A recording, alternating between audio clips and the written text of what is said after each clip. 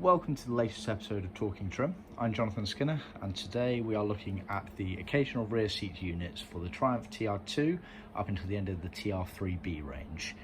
We have all the variations here, all fully trimmed up in different colours and specs of material. What we've got here on the left is you've got the TR2 and the TR3, which featured both the cushion base and the backrest squab.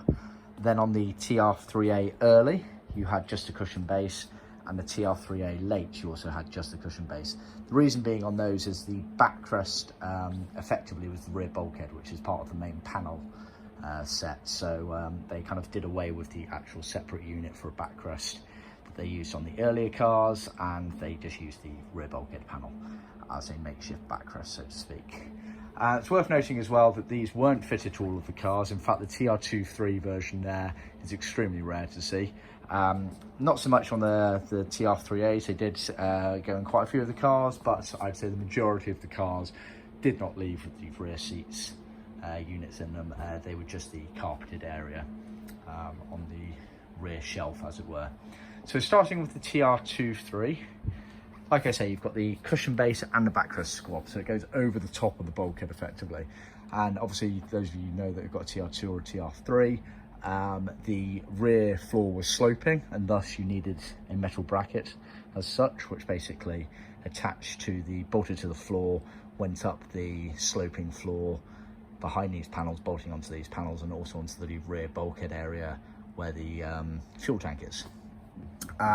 So you can see on the plywood here that we've cut out on our CNC, we've pre-inserted the T-nuts. Obviously you can't really see them because the main part of the T-nuts on the other side, but you can just about make out the metal thread inside there. So we pre-insert those, and then we trim up the cover accordingly. This has been done in parchment with BRG piping. Again, for the TR2 and TR3s, the piping matched on the inside and outside. The TR2s were normally same colour piping as the main trim, whereas the TR3s originally were always white, but it was on the inside and outside, unlike the later models where they only did the white piping on the outside, which I'll come to. Leather faced, using grained leather, as you can see there. So the main bits that touch your body, if you're small enough to sit in those seats, is leather, and then the sort of surrounds here and the retainers are vinyl. Obviously we can do all vinyl or full leather at either side of that leather face spectrum.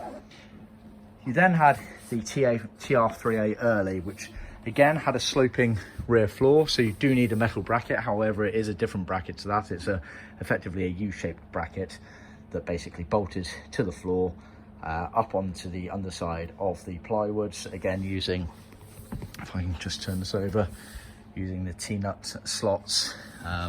There will be another one under there somewhere. And then back down again onto the floor via kind of the lower bulkhead area. Again, just the cushion base for the 3As there. This is leather face, cherry red, using again the grained leather. Now this client's actually gone for same colour piping throughout. So we have the outside piping here, which standardly on the 3As was normally white, but this inside piping here was always the same colour as the main trim for the TR3A model, so bear that in mind. Leather face spec again, so it's got the vinyl going around the side and on the retainer on the back there. Just give you a glimpse of the ply again.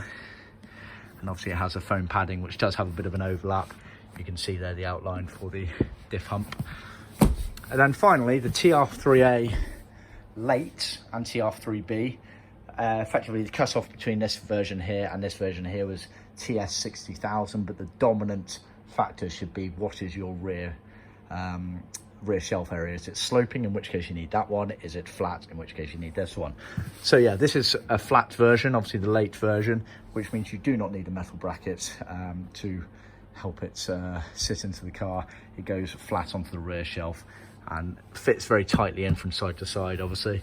Then the rear bulkhead's there. This has been done in biscuit grained leather, and again this client has gone for matching piping throughout, whereas normally this outside piping here would be white and the inside here would be matching the main trim.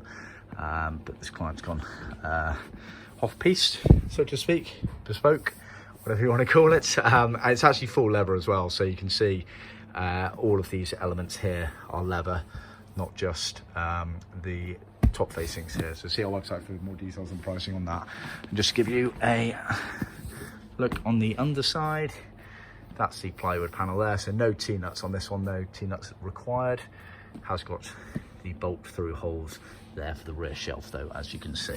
So see our website for more details. We can sell the covers, the foam paddings, plywood bases, or we can sell them fully assembled as per this demonstration here. I think that covers it.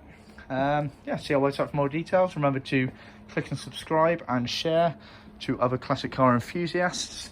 And of course, view our website for more information, our blog post for more information on these things. And yeah, see you on the next episode.